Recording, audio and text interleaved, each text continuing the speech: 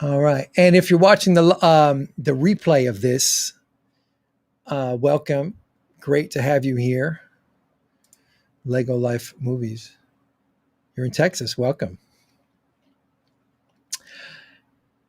All right. Now, my guest today is Jaleel Shaw, who is a major saxophone player, primarily alto saxophone player in the New York scene and the modern jazz scene. He has worked with such legends as Roy Haynes, Roy Hargrove, Tom Harrell, the Mingus Big Band, the Count Basie Big Band, Dave Holland. He's got 3 solo albums out, and he's got something else planned coming out soon, which he's going to talk to us about during this live stream. He's also a professor at the Manhattan School of Music and the new school in New York. So please, let's welcome Jaleel Shaw. Hey, man. Hey, how you doing? How are you? Good. Good to see good. you. So today I'm just gonna be asking you a bunch of questions, and then if we've got time later on, I'd like to open it up to questions from whoever's watching. Okay. But I've prepared a list of questions for you. Okay. Things that I want to know. Right. And we're going to start out with just some basic ones, but feel free to expand. These are meant to be, like sort of fast, first thing that comes into your mind questions. But if you want to expand and go into more detail, you can. Okay. So let's just warm up with a few easy ones. What's your favorite alto player? Favorite alto player? Ooh. I have to say I have to stay with Charlie Parker for that one. All right. Okay. Nobody can argue with that, right? That's a. But I've listened to, I would maybe say right now I'm thinking I'm listening to a lot of Johnny Hodges. Mm-hmm. So yeah, it's a tough question. And the more you think about it, the more you're like, how do you decide? That's why for me, questions like that are very much like, what's just more like, who's your favorite alto saxophone player in this particular moment? Okay, right. Let's go. The obvious one, favorite tenor player. John Coltrane. Again, but I've been listening to a lot of different tenor saxophonists lately. Sonny Rollins, and for me, if I really can't really pick between John Coltrane and Sonny Rollins. So those are two of like my ultimate, favorites. But also Lester Young. So let's move on because we'll be here all the day. All right.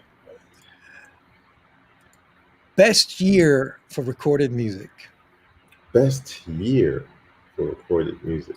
It's interesting because I was just on the Clubhouse group talking about that, and I was saying that I never really believed in the best year.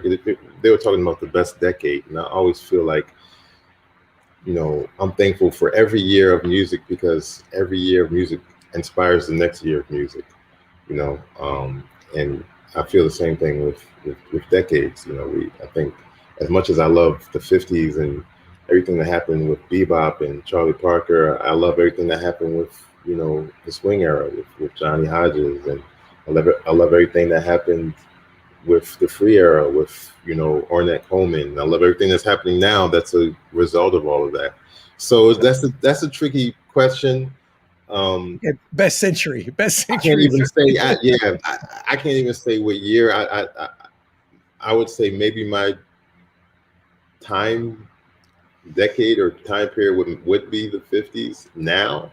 But again, everything that I listen to now, that is, if I go from the 20s until now, it's, I'm thankful for all of it. Yeah. The reason that question kind of came to me is because I've been on this Sunny Stick kick lately, and I've just been, every now and then you go back and you just listen to stuff that you used to listen to, and you really get into it another level deeper. Right, right. So I'm doing that, and I think there's a like 1957. He just recorded this ridiculous number of records, and if you look at the like the Wikipedia, the discography, it's just like, how is there time to record that much? Yep. And just listening to a bunch of them, and it's so cool to hear one player just in that time really just play 100 different standards and kind of have, and there's really very much that's where he was at that period. He was really prolific. So that's kind of where that question came in my mind. Speaking of that, it's funny you mentioned that because the last CD that I bought was, I don't know if you've heard of this album. Just the way it was live at the left bank. I don't think so. No. But no, it says his electric saxophone. You see that? Yeah. So he's plugged in. This is like James Carter actually told me. I was talking to James Carter a few weeks ago, or maybe a month ago, and I was just talking to him about pedals, and I think he's getting into pedals too. And he told me about this record, and I couldn't find it anywhere, like on any of the streaming services. So I ordered it, and I haven't even listened to it yet, actually. But I listened to a lot of Sonny Stitt. And what year was it recorded? Does it say on there? 71. Yeah. 1971. Because there's another Sonny Stitt record, like Sonny Stitt Acid Jazz or something like that, where it's like electrified or Yeah. pickup or something. Yeah. Yeah, love Sonny Stitt. All right, let's move on. Okay, this is like what's more important, mouthpiece or saxophone? I gotta go with mouthpiece on this one, and my experience. You know what happened to me. Yeah. I mean, I do feel like the combination is very important, but I feel as though I've gotten, as much as I love my instruments, I've realized that, if I was to get another instrument, I feel like it's easier to get another instrument of the same brand and model than it is to get that mouthpiece. I feel like mouthpieces, they each have a character of their own. Well, especially you've been playing a lot of vintage mouthpieces, Yeah. and the way they used to be made, almost entirely by hand. Mm-hmm. Clearly, there's going to be, each one is going to be slightly different. It's almost impossible to make them identical that way. But nowadays, the way more modern mouthpieces are manufactured, there's a lot more machining involved, and Yeah. so there is more consistency. Right.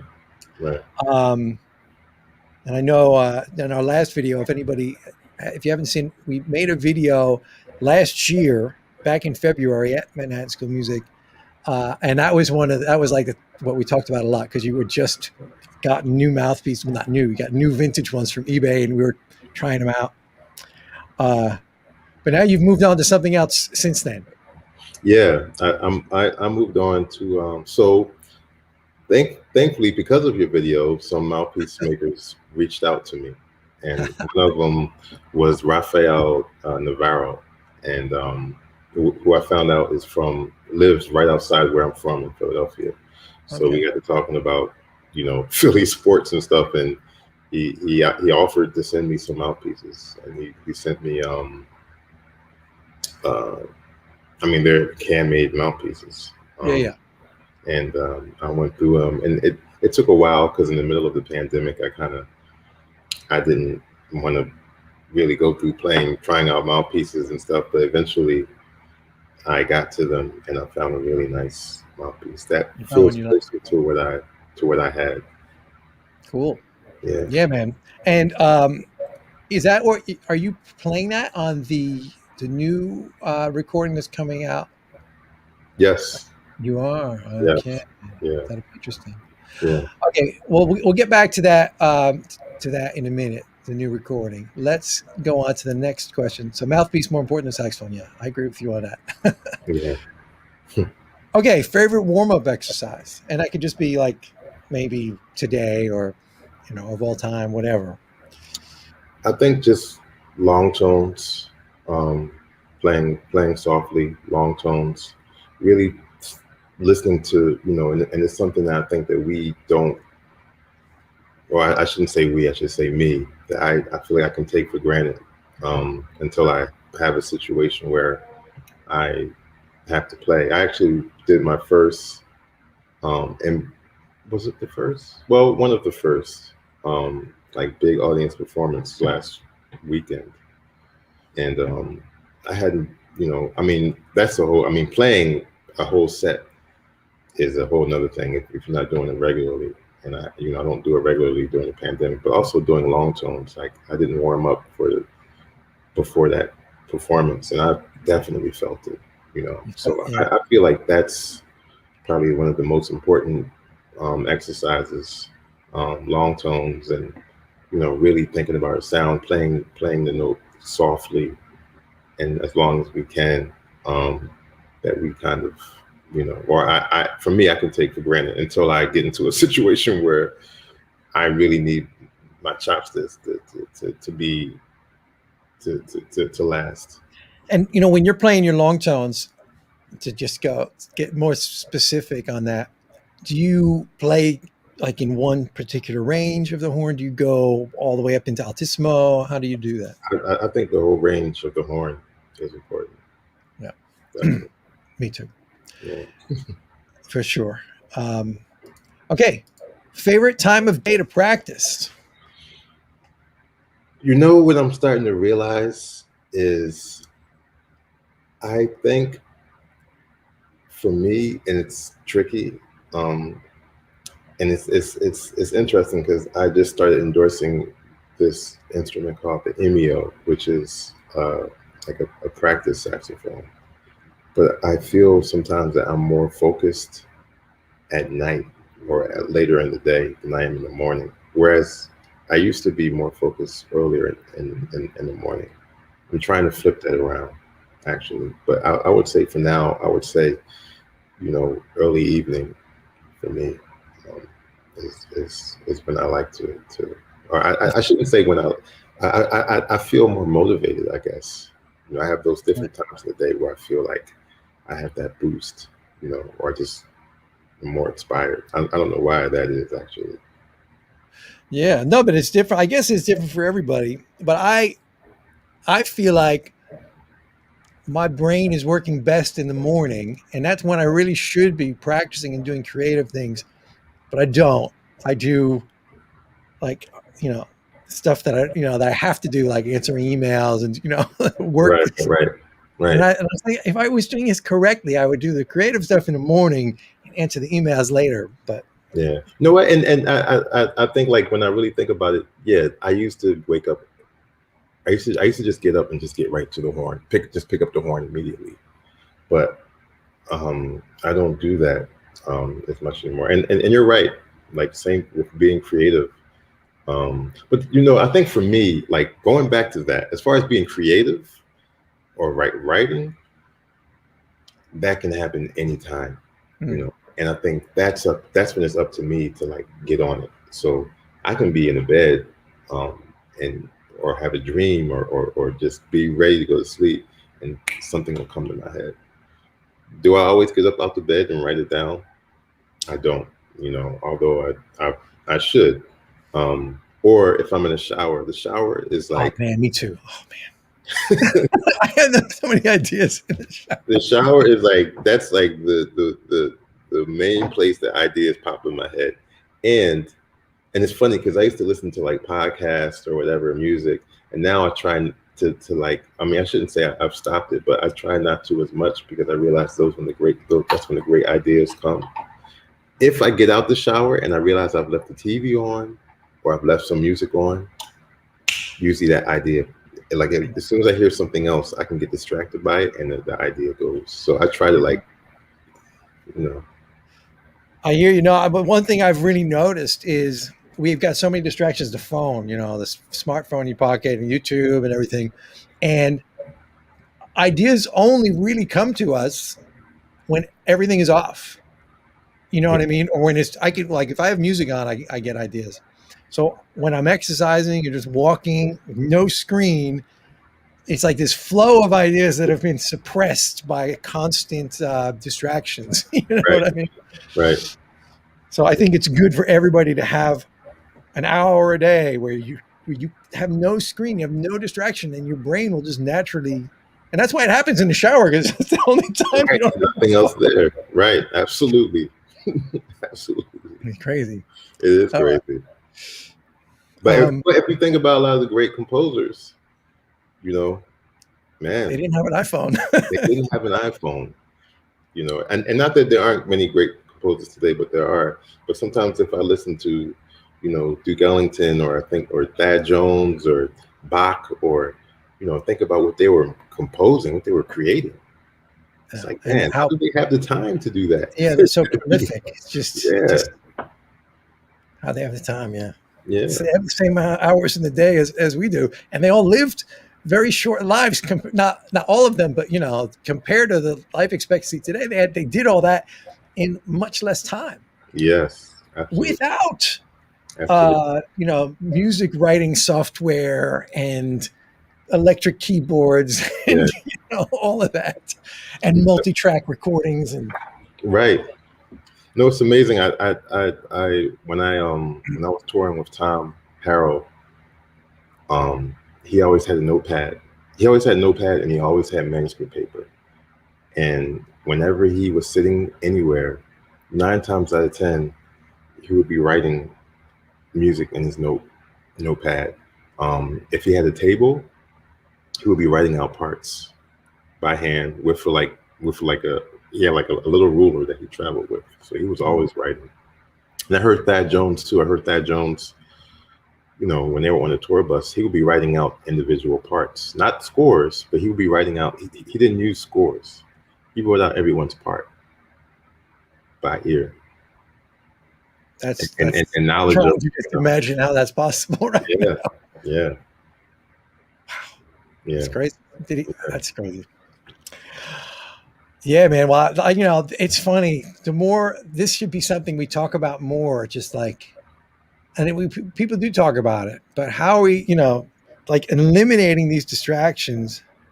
And I think this year the pandemic has made that even worse Mhm. because, at least when you're with other people, it's impolite to have your phone. You put your phone, you're not there. There's no, and you're talking, you're interacting, and people have ideas, and Right, right, right. and that's something that's kind of all gotten even worse into the bad habits of being at home, screens and things Hmm. distracting, and it's just so easy. When you're playing gigs and you're seeing your other musicians, you're talking. I don't know. It depends. Yeah, Sometimes on the break, everybody's on their phone too. But yeah, that's true. It's true. I mean, I do think that the pandemic has kind of made that I mean, social media has probably changed things regardless of the pandemic, but I think with the pandemic, I mean, we kind of rely on it more to interact with people, unfortunately. But well, it's great. It is good. There's so many positives. Like us just having this conversation now.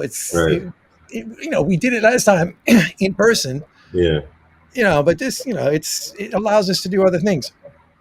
But yeah, we all need to find more of a balance, especially if you're trying to do something creative, because so definitely, much time gets stolen by. yes, I feel yeah, that didn't happen before. no, mm-mm.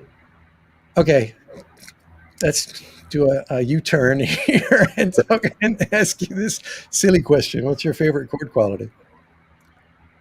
My favorite chord quality right now is just the major sharp 11 chord. Mm, I feel like I've always really liked that chord. It's just a beautiful sound to me. yeah, great. Favorite standard? Favorite standard. Uh, or first great one that pops into your mind, or the one that you're playing now, you know? I like all the things you are. Mm. I really like all the things you are. I think that's a beautiful, Is beautiful that melody. is that more for the melody, for the chord progression, or kind I of think the it's a whole? combination of both. Yeah. It's a combination of both. I really like that. I really like. I've always really liked the melody for one, but I've always liked improvising over those changes as Mm. well. Awesome. All the things you are, definitely one of the best ones. Okay, now there's a more serious question. Who's the most important mentor for you? And this is actually a really deep one for me because my teacher growing up in Philadelphia recently on Sunday actually just passed away, and he was like, I studied with him from the time I was like 12 until now, basically. He was a great teacher. I studied saxophone with him, a little bit of flute, theory, and he was just always very supportive. Um, I mean, up, giving me information and advice up until he passed away on Sunday. Basically, I mean, we talked like once a week, and I always called him for advice, and or he would call me just to talk. And you know, he was his name was Rayburn Wright. Amazing, amazing, amazing human being. Like even outside of the music, and I think that's the thing that's important about mentors is having someone that genuinely cares about you, you know, and that I feel like that person teaches you um, a lot about humanity and just caring about people. And it's like in music, it teaches you. He taught me why I'm playing. You know, why am I playing? Just by being who he was, he helped me understand why do I want to be a musician? Because it's really about it's about giving and sharing. You know, so I would have to say Rayburn Wright by far.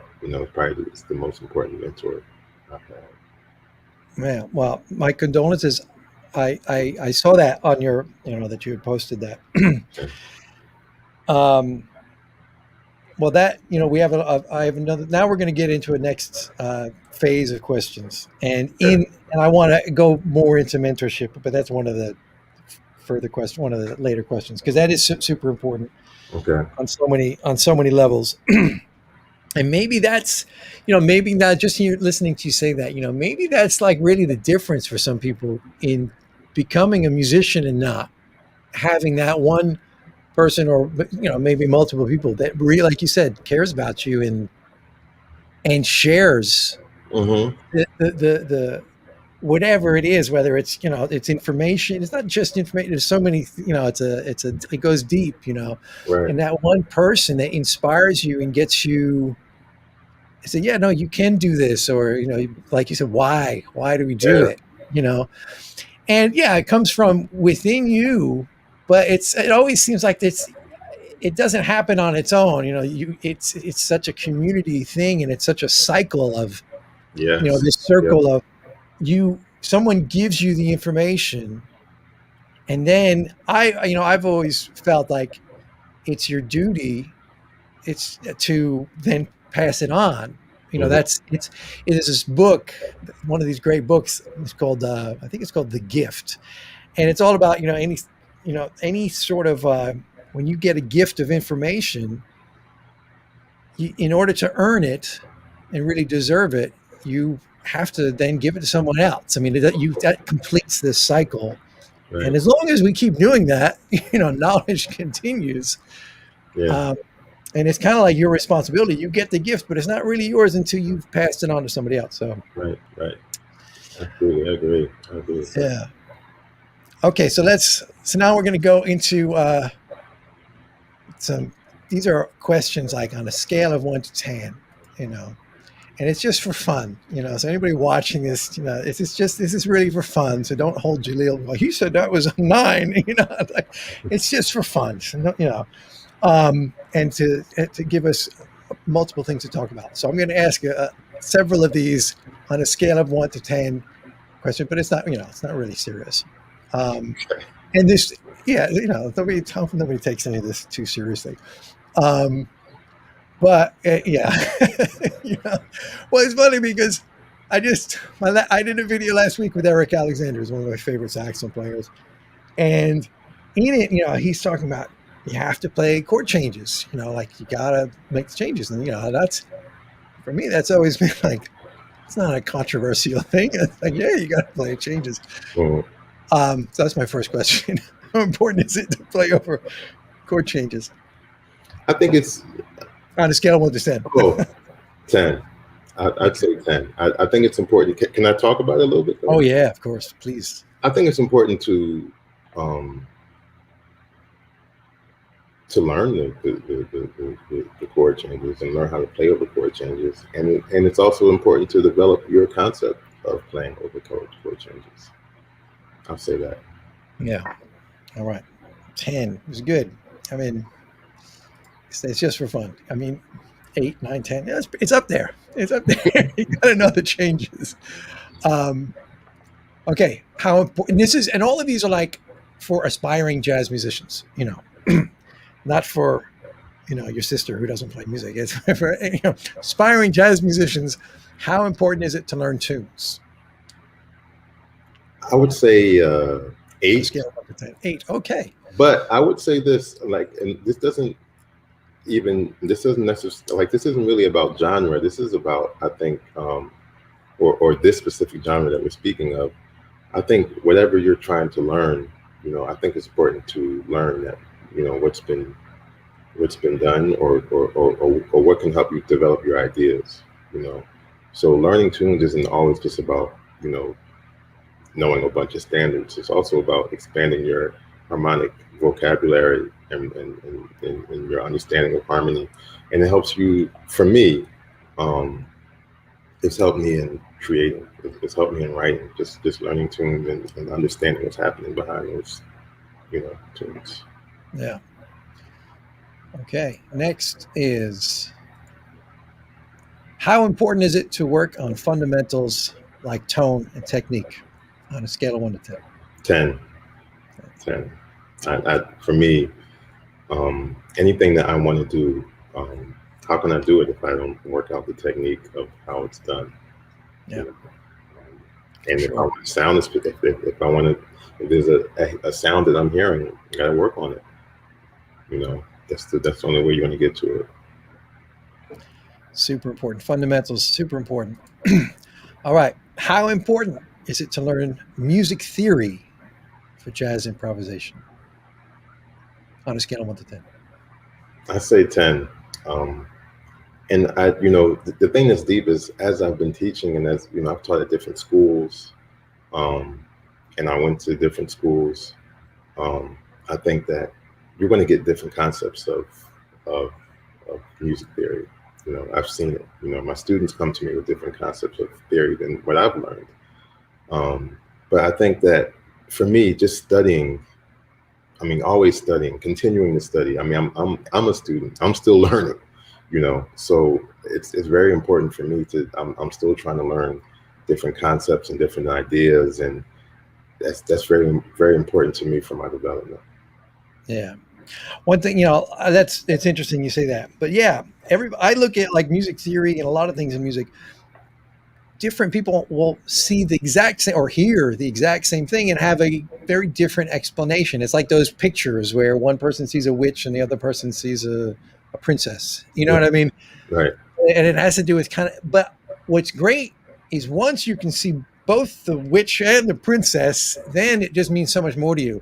So I like hearing different perspective, different ways of explaining the same thing, because then, suddenly I understand that concept on another level. Right.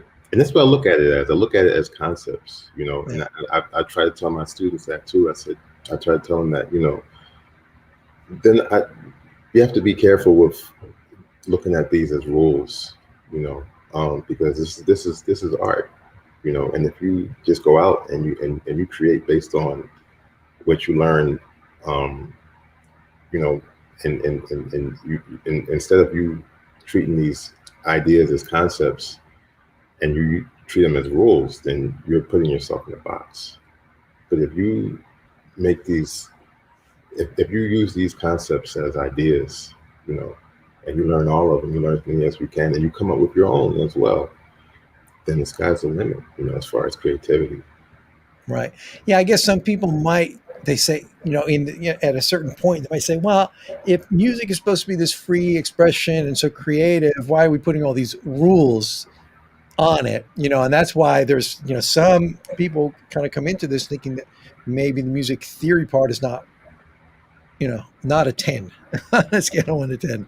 But I think the way you put it there, Yeah, it's not. It's I mean, rules. If you said is it important to adhere to the rules or adhere to some specific rules, then I definitely wouldn't go 10.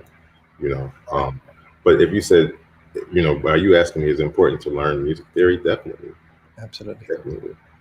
And then afterwards you can make your own rules up if you want, but you need to know, Yeah, you can. I mean, you can expand on those concepts. You know, sure. um, you can develop, and that's what a lot of the greats have done. You know, Yeah. so. All right. Okay. This is one. How important is it to listen? How is important is listening to great recordings on a scale of 1 to 10? This is a tricky one, Okay. because what is great to me might not Yeah. be great to you. You know, is it important to listen? Absolutely, and I'm realizing that more and more now when I don't listen, because sometimes I'll go a long time, months even. And I was just telling myself the other day, man, I haven't been really listening to music, you know, or Mm, checking out new music or checking out old music.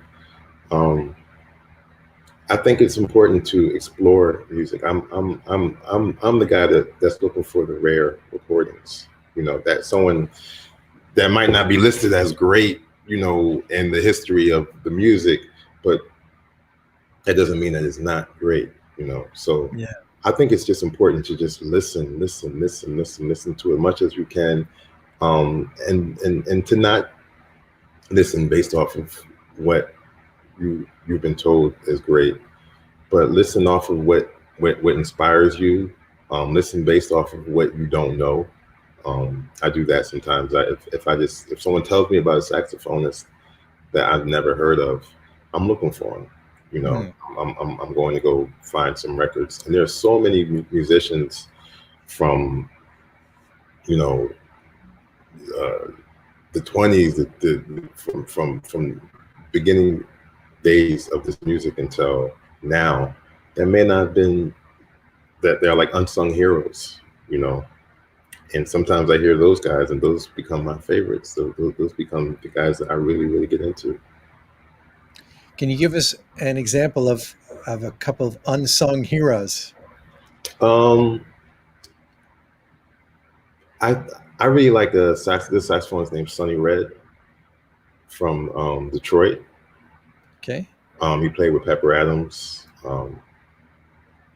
There's a guy named John Jenkins, really, really, really great saxophonist. Okay. I'm going to put these in the chat. Sonny Red and John Jenkins. Mhm.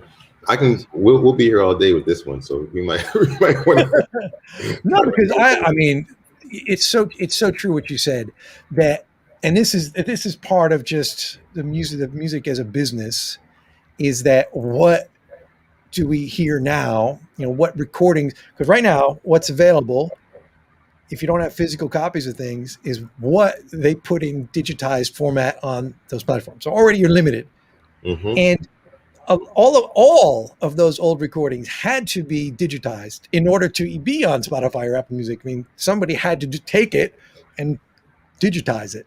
Right, Okay, and also file it and do all the administrative work so that they get their royalties, whatever. right, right, All of right. that had to be done, and I know, like I said earlier in this show, Sonny Stitt recorded so many records. I mean, there's not half of them are not even on the are not even available to us. And they're always like adding new ones, but some of this stuff is lost forever. Some of this stuff might only be on somebody's vinyl record in their basement.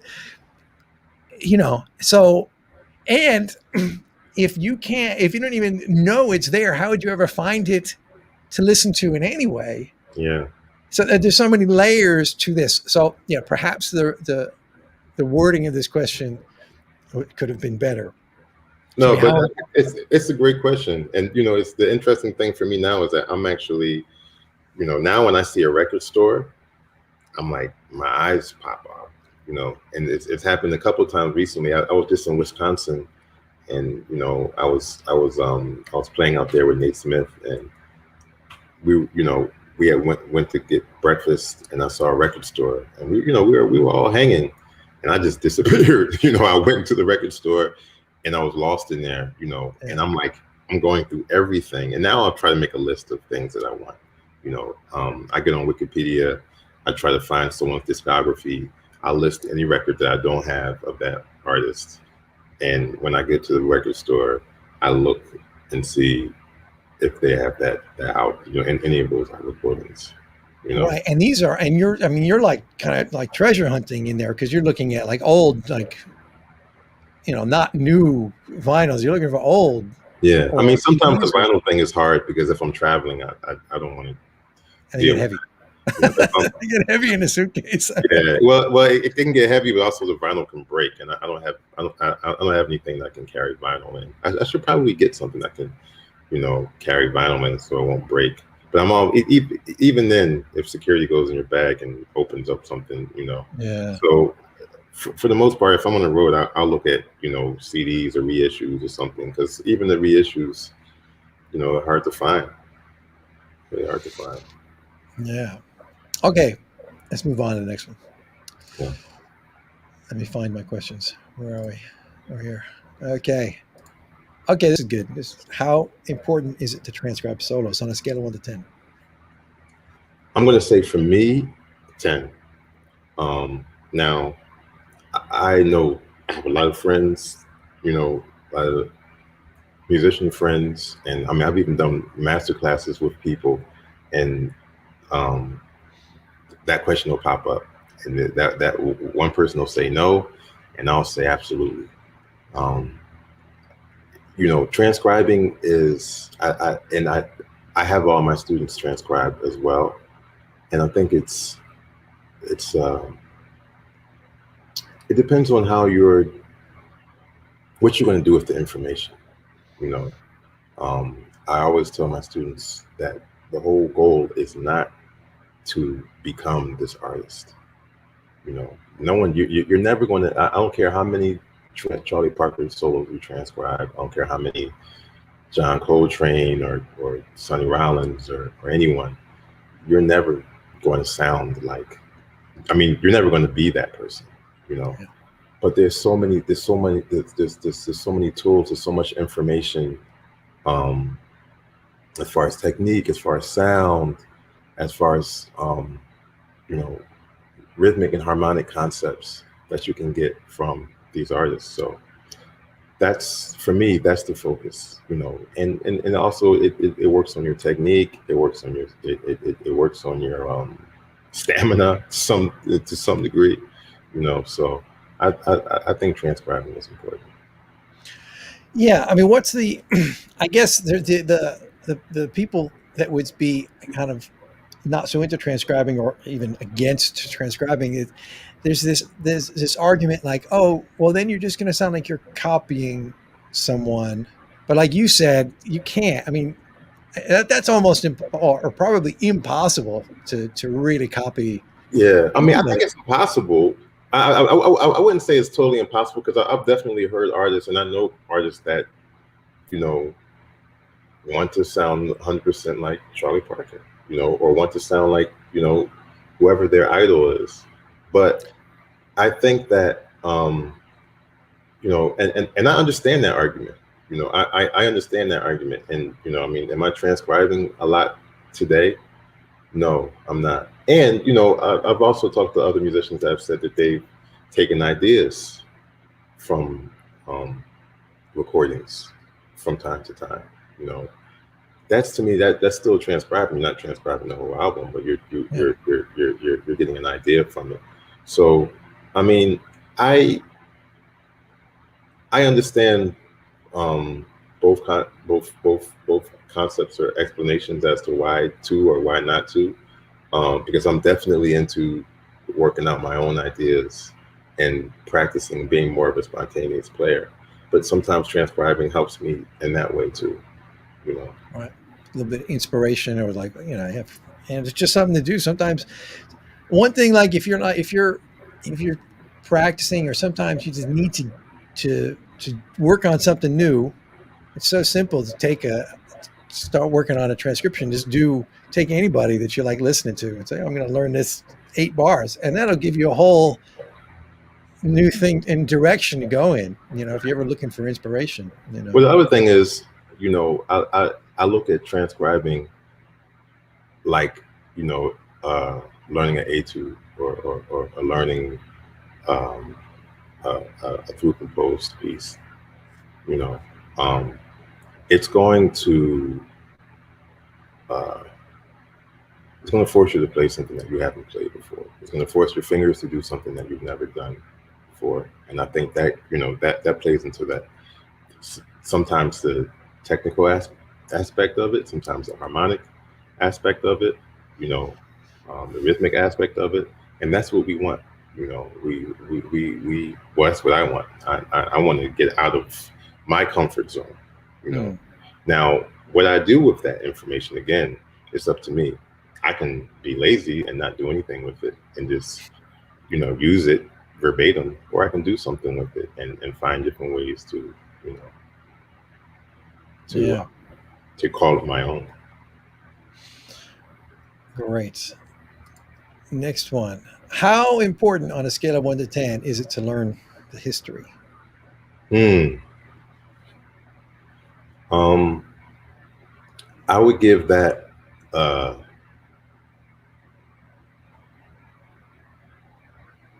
I would give it a seven, maybe, or between a 7 and an 8, maybe, because That's another thing that I'm very cautious with my students. You know, and maybe I shouldn't say. Maybe I should say 8 or 9, because as important as I think it is, and this like you said, history. I'm not even thinking about history of music. I'm thinking history Yeah, and because it's yeah. I, you I, know, I specifically didn't say history of music right. because it's not so one dimensional, really. Yeah, and it's deep because there's so much that we learn about ourselves, or we learn about our history, that helps us understand things that happen now. You know, so I don't force things on my students because I want them to. Um, I might give them names, and sometimes I do. I shouldn't say I don't. Sometimes I do say, "Hey, I want you to check this out." You know, but I'm not saying like, okay, you have to stay in this era or whatever. Because I always want them to listen to who they want to listen to. You know, so I would say, but it's just important to have that mindset of exploring. Like I said earlier, doing the research. Um, I still want to know who else was out there. Mm, Who did I miss? You know, sure. I think the same thing with history. I just, I didn't know that much about Black Wall Street until I watched Watchmen. And I'm not sure if you've seen Watchmen. It's No, HBO. but I watched that other show that it was, because I know that show talked about it, but also the Lovecraft Yeah, Diaries on HBO. I yeah, watched that, and that was you know it's that heavy. was yeah. So did you see that one too? Yeah, Yeah, and I didn't know that much about it, but the more I research and more it helps you understand so much about American history and things that have yeah, gone on here. So that applies to everything, that to music, to, I mean, everything that we do in our lives. There's a history to it. yeah. Everything, there's so many areas that we're kind of in the gray about, and I think that this there are things to research about them. you know Yeah, absolutely. Yeah, I didn't. It's not to go completely off topic, but it's not really off topic. But that's, you know, that Black Wall Street thing. I didn't know anything about it because it's been this thing that has been erased from history, Mm-hmm. basically. Mm-hmm. And Jason Marshall told me about that um, in a conversation I had with him, you know, before any of these shows came out. And I remember him telling me about it, and I was like, "Wait a second, how could that have happened?" And I don't know it though, you know, because that's like your first reaction. I mean, it would be like, you know, how can a thing like that happen, Right. and you didn't know about it? Right. Right. How is that? You know, so that yeah, I think that's that's the that's deep thing about history. Like, you know, and especially for me as an African American. I mean, my mom always had books and books and books. In fact, I still go back to my mom's house and take some of her books off of her bookshelves because she's like a library of African American history. hmm, You know, and same thing with music. I go home every once in a while and she'll have a record that I didn't know she had, and I'll take it. Um, but you know, I mean, the crazy thing about this country is that some lawmakers are fighting to keep that history hidden. And that's why I think it's important to you got to do the research, you got to find out what happened. And it helps you, like I said, it helps you understand what's going on today, and it helps you understand things that you need to do moving forward. That goes from music and everything else in life. Things it helps you understand what you need to do to move forward in your life. And contributing to your community and to the world. yeah. I mean, it's definitely something that needs not just, and you know, I think, you know, not to answer the questions I have just for you, but I think it's super important to learn the history. Um, for a lot of those, you know, a lot of like what you just said. But like, you know, I used to teach in New York. I used to teach in like as a, in these different schools in the inner city. You know, and I remember teaching in like Harlem. You know, and all the kids, it's all, you know, black kids, and only the teachers are white in a lot of these schools. But I remember being in Harlem and asking kids if they knew who Duke Ellington was, and they never even heard of him. Right, And for me, that was like, wow, right. somebody's failing on a Yeah, major level, yeah. because he's And not just a hero of for black people and American music and everybody, but he's a hero of the neighborhood, of your street. You know right, what I mean? right, right. But So that's that's the deep thing about that is a lot of um I didn't learn a lot of Black history in school, you know, well, honestly, in any because I school, don't really teach it. you know. I No, didn't either. You know? my mom, I learned that from my mom, and Yeah, that's one reason why I'm so thankful that I pursued becoming a musician because you know um, a lot of the history that I learned about my culture came out of pursuing the music and understanding, like I mean, when and I think that's the great, and that might be another reason why the music isn't taught because there are stories behind those songs, the yeah, music. What was Duke Ellington talking about? What was Charlie Parker talking about? Why were they? What is the message in this music? You mm, know, when I was in school, elementary school, I learned a lot about. I knew who Bach was. I knew who Beethoven was. I knew who Mozart was.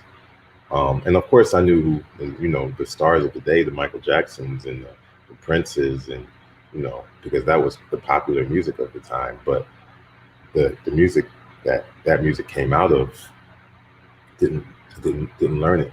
And I think that's for me, like learning your culture, and it's not only about you know the Black community learning the culture. It's about the whole country learning the culture. yeah, I think that's why there's so much going on in this country today. Is that people don't really understand what the African American has done for this country.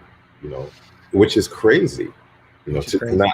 not want to teach you know the children about slavery and what happened and how this country was built. It's deep. You know, It is. um, but we can stay here all day too. We can. No, but that's, and you know, and it's good and it's funny because it's not funny, but that's still a conversation that is, uncomfortable Hmm. for a lot of people. Yeah, And a lot of people have been talking about it more and more. And I think that's just something we just need to be more willing to talk about in absolutely, public on absolutely. YouTube, and not like, oh, let's change the subject, Right, right, because if we don't talk about it now, when are we going to talk about it? right, You know what I right, mean? Like right. it's already been all this time. It's been a subject that's been avoided. And yeah, it's a little bit, might be a little bit awkward at first, but you know what? In But my experience, right, people like it suddenly makes the subject a lot easier once you just, start talking about it and listening, yeah. you know. For me, but by now, I feel like it shouldn't be uncomfortable anymore, and I think that's the unfortunate thing. Yeah. Is that not only is it uncomfortable, but people want to block, people want to create laws to keep that from people talking about it. You know. Yeah. Well, then we got to talk about it more. Hmm. Definitely. Okay, well if it's okay, let's move on, All because right. that's true. I mean, that we should just do a Yeah, more, just we can focus do on this. that. Yeah, I'd yeah, like to do that. yeah. Maybe we could do something with and have Apparently, multiple guests. I can have a yeah, bunch of people on this thing. I would love to do that. Maybe you could help me with that. yeah, yeah. Let's do that. Okay, since now we're going in a completely different direction. Uh, This is not on purpose. Okay, my friends at Selma are going to be like, "Why did you put this question after the heavy stuff?" How good? I know you're now playing the new Supreme mhm. Selmer alto saxophone. So on a scale of 1 to 10, how good is that saxophone? I have not even touched one or seen it. I have no idea. Oh, you haven't tried it yet? No, I haven't. Wow. Okay. Yeah. I mean, it's well, how good is it? It's 10. I'll give it a 10. I think during these times, so many people are asking me about it, and my recommendation is always, and I tell them it's a great horn. Um, but I also tell them that you have to try this horn out yourself. You have to try the horn out. And for me, um, with instruments, just like we're talking about mouthpieces, you know, I and this is just me. I will never order a saxophone and be done with it. Like I have to go into the shop and I have to try out the saxophone or try out 3 or 4 of them, you know. Hmm. So whenever someone asks me about the Summer Supreme, I'll say it's a great horn. And but I tell them you have to try it out and you have to figure out, it's just like going back to the mouthpiece question again. You have to figure out your configuration, like what reed, what mouthpiece you're going to play, the ligature you're going to play with the horn. Um, but what I like about it is the sound. And I think what I mean by that is, for me, I've been playing this Mark Six all my life. I've had the Mark Six all my life. So that was, for me to want to play another horn or to even touch another horn, that was important aspect of it. Like, you know, um, how how how is it going to sound compared to my Mark Six? Now, the deep thing about that though is, and it was a concern of mine because I have been playing my Mark Six all along. Once I started playing the Selmer, it did feel a little different. There's some different configurations with the keys, um, but I started recording myself playing both horns, and I realized that it sounds like me, you know. And I think that that has to be your goal. Ultimately, is this instrument getting you to your sound, you know? Um, and now, and even deeper than that, are you able to find your sound? Are you able to get to your sound on every instrument that you pick up? Of course, it's going to be a lot harder on some, depending on the quality of the instrument. But I think that should be a goal, because if you think about Charlie Parker, going back to Charlie Parker, we think about Charlie Parker. He didn't even have a horn at times. He was borrowing other people's horns, but there's no recording that I can listen to and think, I don't think he's playing, a king or he's playing a different horn than I recognize. So I think that's the thing for saxophonists, is that you have to get a great horn. You have to get a great horn, but you can't depend on that horn 100% for you to get your sound, because your sound is in you. It's not in that horn. It's in you. Yeah. I like to say that you are the instrument. Mm-hmm. You are the real musical instrument, and the whatever that thing is, whether it's a saxophone or a trumpet or a piano, it's that's just a tool. Right. You're making the music. Right. Absolutely. All right. Great. Well, I'm gonna have to try one of those out soon. Yes. I gotta talk to my friends at Selmer. Well, I'm still very happy with my youngest hours. Right. All right. A couple more questions. Okay. And this one: how important for an aspiring jazz musician on a scale of 1 to 10 to be in a city like New York? This is a deep question, especially now with this pandemic. But I still, it's interesting to me, because I have students from around the world. I have a student from South Africa now, a student from Moscow, and the student from Moscow actually went home, and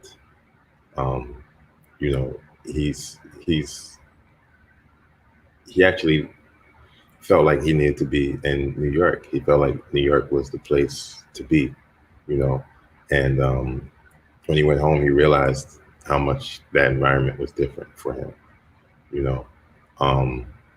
I think that we are in the middle of a pandemic, but the thing about New York for me is that there's still so many amazing musicians here that you have access to.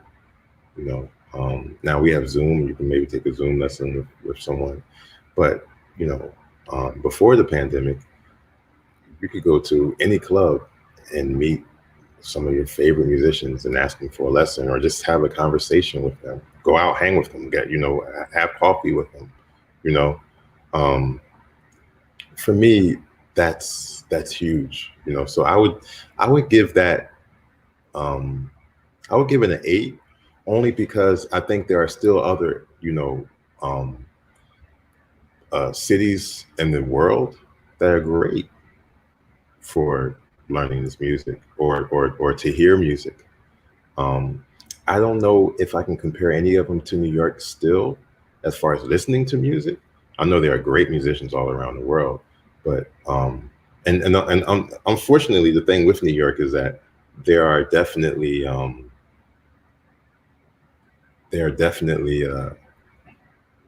clubs that have closed down, or clubs that may not open back up.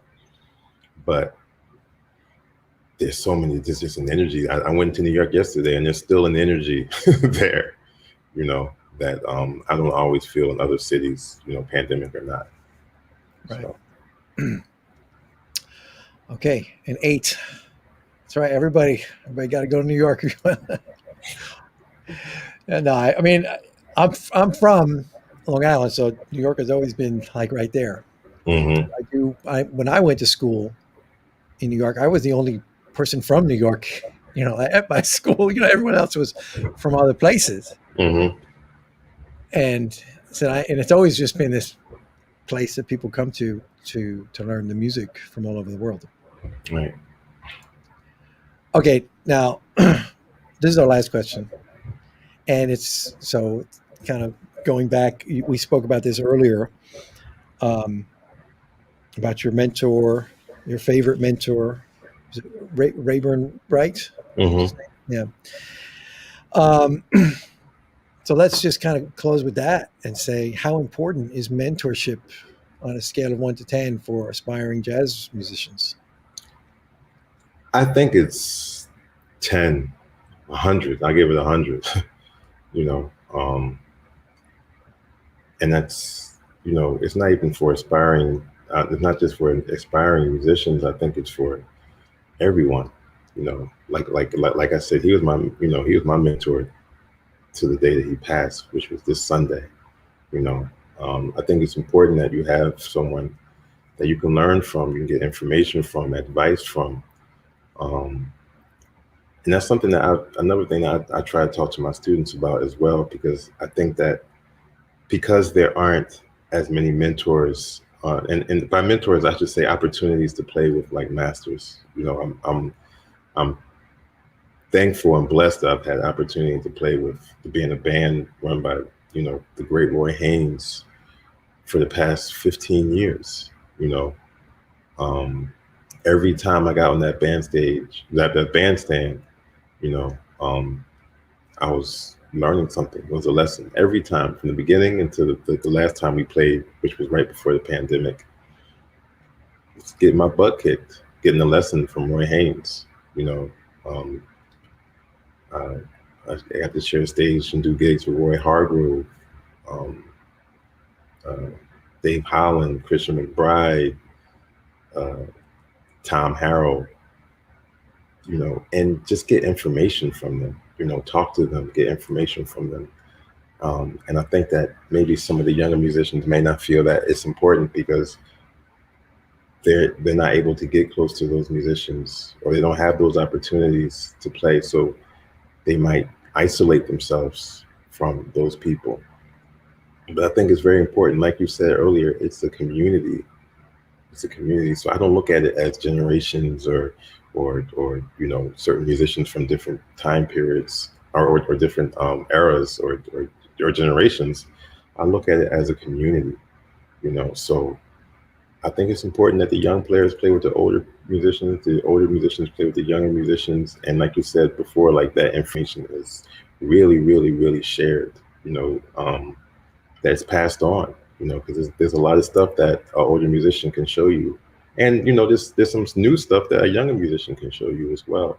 But if you're not reaching out to your, those that came before you, your musical elders, um, or if you're not going out to those shows and checking them out, then you're missing out.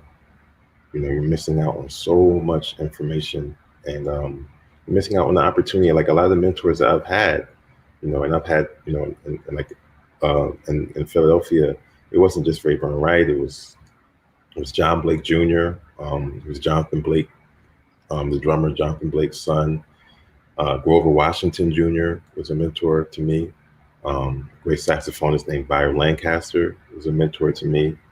And I got to meet like Bobby Watson, who became a huge mentor and friend to me, like a father.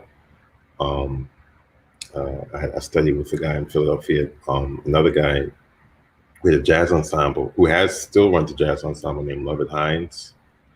And I reach out and try to talk to as many of the masters as I can, and my peer, ask them questions, just talk about saxophone. It's like James Carter, who I didn't realize, and I should have realized because he plays all the instruments.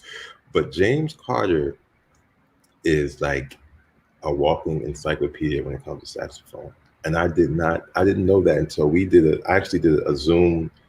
It was like a Zoom stream for this Japanese saxophone magazine about a month ago. And James Carter got on, and he was asking me about the Supreme. Actually, he was asking me about the Supreme, and I was like, "Man, it's great. It's a great horn." And he started going backwards from the Supreme to the early. Like he broke down the mechanism, the mechanisms, the type of metal they used, what the keys were like, from the Supreme backwards. This is what the Super Action 83. This is Super Action 82. He knew everything about the Selmers because he was asking me. He said, "Have you tried the reference?" Or how's it different from the reference? And I was like, well, I don't really know.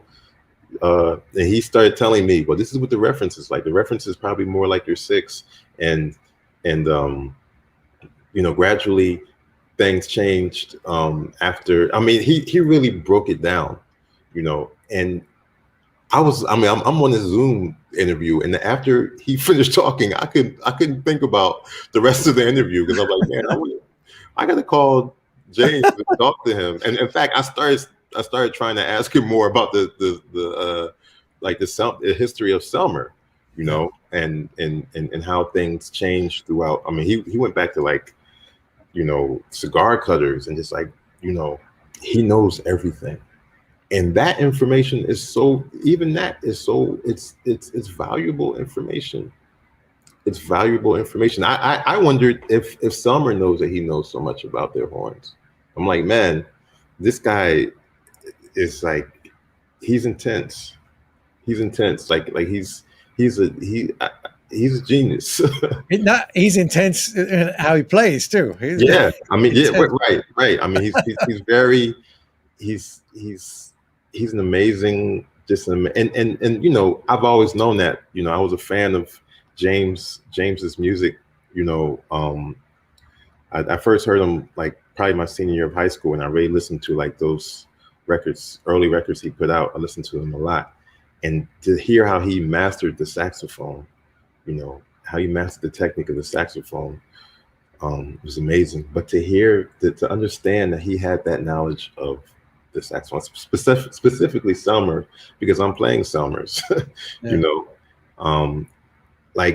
That kind of information. There are musicians that have that know different things about everything that you might not know, and are willing to share. I called James after that, and we talked on the phone for another hour, and he broke things down even more. That's priceless. It's priceless. And if you don't realize that, if you don't take advantage of that now, because mentorship exists, it's still around, even though there's no more Art Blakey's and there's no more Betty Carter's out there. There are people that you can call up and you can send a message to on Instagram and say, hey, I have a question about this. I have a question about that. Man, a lot of people are willing to share that information with you, so it's important to reach out. Speaking of Instagram, I'm going to put, if anybody here is not following Jaleel on Instagram, there it is. Pick up your phone. Don't get too distracted. And make sure you're following Jaleel because you got this. You're going to be releasing a new recording, soon, and you're going to let everyone on Instagram know where they can get it. I'm going to release a solo album. Or a recording, I should say a solo project that I recorded in my house. I basically was practicing and I started working out different ideas, and I was actually recording on my phone, just recording different ideas on my phone. And every once in a while I would post something on Instagram that I, when the Breonna Taylor verdict came in, I just started playing. And I picked up my phone and recorded myself playing what I was playing, but I was using pedals and stuff. But it was improvised, and I started getting this idea of releasing improvised ideas, So that's going to come out really, really, really soon. I'm still trying to pick a day, but it could be any day now. And are all of these different ideas sort of somehow connected to a specific moment, or is that just one? I think it's connected to what I was going through during this pandemic. Mm-hmm. Different emotions and thoughts that kind of clouded my brain. And so much went on during the pandemic, and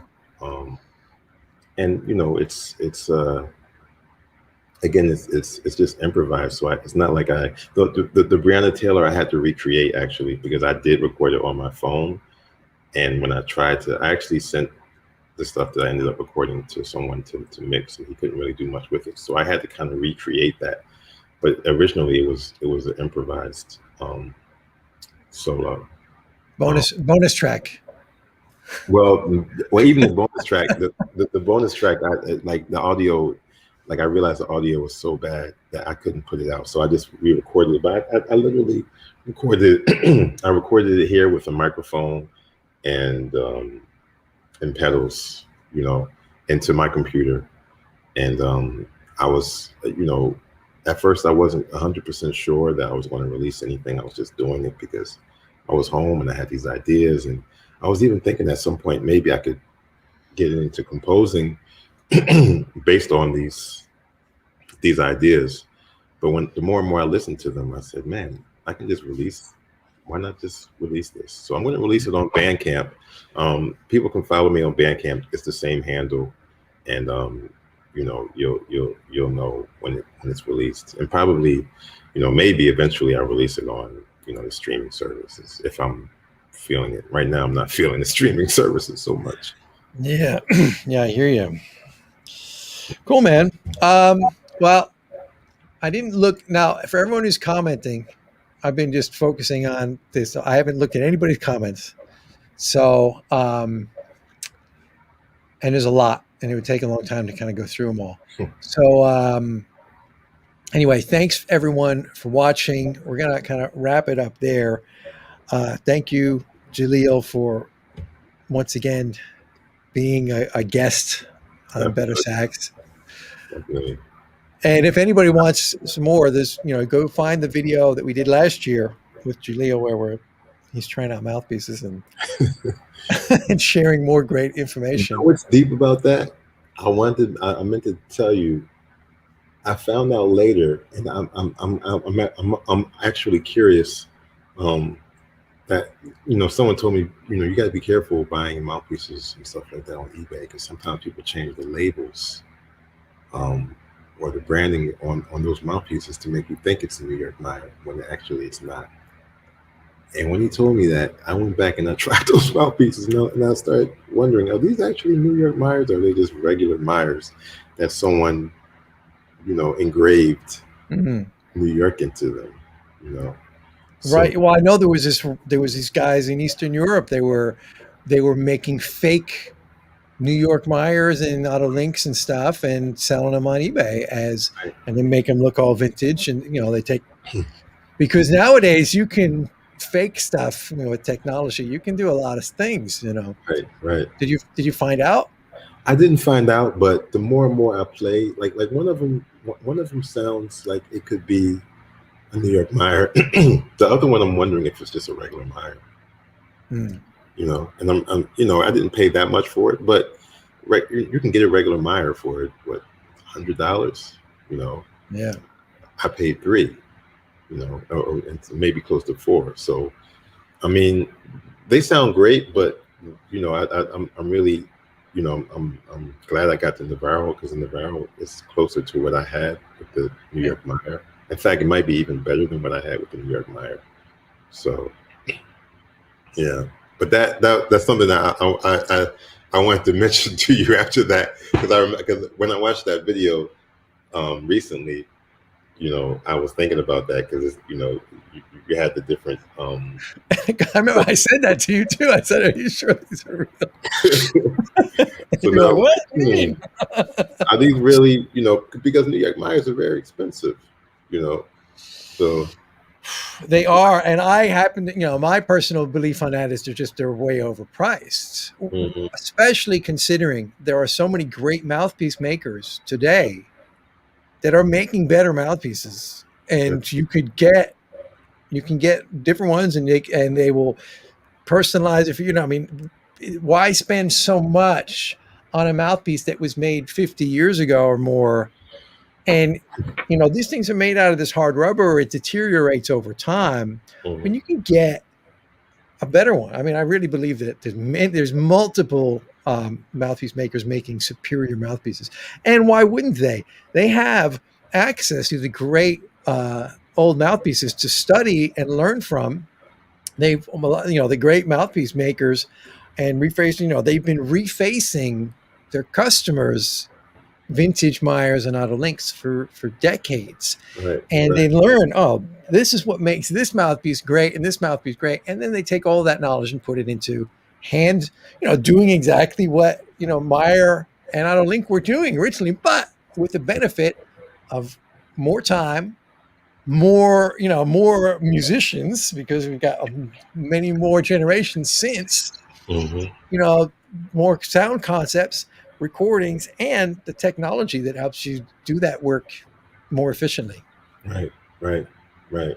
Yeah. So I agree. I think, and that's, after we talked, no, actually, it was before that. But before we talked, I was definitely getting into, and I was reaching out to different mouthpiece makers about, and I didn't really get to try too many other mouthpieces, unfortunately. But I was definitely, but the tricky thing with that, going back to gear, is that could be a dangerous rabbit hole, So I'm always like, I kind of try to pace myself with that. I try to, I want to, once I get to something I'm comfortable with, then I have to work on my sound and work on how I can get my sound out of it. And then if I get to a point where I feel like I'm hitting a wall, where I feel like, okay, I'm practicing regularly, I'm working on my sound consistently, I'm doing everything I can to get, all I can out of this mouthpiece, and then it's not doing anything for me, or it's not doing enough for me, then I feel like, okay, let me move on to something else, because there's so many, you got reeds to consider, you have ligatures to consider. So I think that's the other thing to be conscious of when you're you know checking out mouthpieces and stuff. It's like, how much are you practicing? How much are you putting in? And that's what I also had to ask myself. It's like, am I doing everything that I can to really have control of my sound and be able to do what I want with my sound? you know yeah. All right. Well, man, we can go on forever. This is my longest. In the beginning, I'm like, oh, it's gonna be half an hour. Don't worry. I hope you don't. But it's good, man. It's been a real pleasure, as always, to talk to you and Likewise. nerd out on all the saxophone stuff. So I really appreciate it. And Yeah, I'm sure everyone who's going to check out this video live or on the replay is going to appreciate you sharing all your knowledge and insights and answering all those questions. So it's definitely much appreciated. definitely. Thanks for having me. Great to see you, man. It's great to see you. Yeah, man. That's been You too. That's been It was a year. It was over a February last year. year. Yeah, February. And now it's mid-June already. I can't. It's crazy. Right, and that was right before Right one of the before. last gigs I did. Right. Yeah. With at Smoke with Yep, Chad that night. yep, Was it the same night? yeah. I played that same night, and I think Mm, I maybe did. I think I did one more gig after that, and then that was it. yeah. I came back after that. I came back to France, and then it was like lockdown. Right. In fact, that was the last day I was in Manhattan School of Music until May of this year. Yeah. Everything was online. Like after that, Manhattan School of Music closed, It's and crazy how we went from this everything normal to like, a week later, yeah, night and day difference. It was yeah, crazy. definitely a huge Because change. I did that. I did a video with you. I did a video with Bruce Williams, Right, with Jason Marshall, with Chad Lefkowitz Brown, right. and with other people. All in those few days I was there. Yeah. Wow. It's crazy. I didn't Well, see the I'm one gonna with come. Chad. I'm I gonna. have to check out the one with Chad. I haven't seen that one yet. Oh yeah, we did one. And then yeah, I'm gonna come back to New York again though, and I'm gonna try Yeah, and get a bunch of live interviews done yeah, because I would never would have done this before. Like this. right. Yeah. But now it's actually it's easier than me flying to New York sometimes. What'd you say? I said it's easier than because I'm in France, so it's easier for me to do this than to fly New York. But I'm gonna come soon and hopefully get a bunch of new interviews. One person I definitely want to get is James Carter. Yeah, I man, I definitely recommend it. Because Definitely. I've seen him live and he's very entertaining too. He's just he's a dynamic personality. Yeah, really. And he's just really, you know, one thing that I always think about is like doubling, you know, and I think he's one of the musicians that really got me thinking about doubling, like, you know, and not just doubling, but what I wanted to focus on, you know, because he was one of those musicians that, you know, and like there's always a conversation like, who do you like hearing on alto and tenor or all the saxophones? Like he was one of those musicians that I feel like, and I wonder how did you put all the time on all those instruments and you sound great on all of them, you know. On baritone it sounds amazing, so soprano, tenor, alto, bass, clarinet, you know, flute, like he's one of the very few I think that I like hear that I can listen to play all those instruments and you know and really appreciate how he's mastered them, you know. And a lot of people just don't do it, you know, which You for got sure. time. Yeah, it's like how do you, you know, I mean, I guess you know, he really managed his time. That's another thing I want to talk about with him, and you know, and I think that's something that's just important. Like you asked about practicing, um, and what my favorite time of day is to practice. You know, I think the most important thing is like managing your time, like getting your time together. You know, um, you know, and while I was answering that question, my answer to myself, or the thing I was saying to myself was, it doesn't even matter what your what your favorite part of the day is.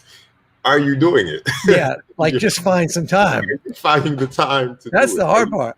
Yeah, it is. It is. But that's the important thing. That I think that's one thing I would say to everyone is like, you know, yeah, there are going to be times when you don't feel like doing it or you don't um, have that motivation, but you got to do it. You know,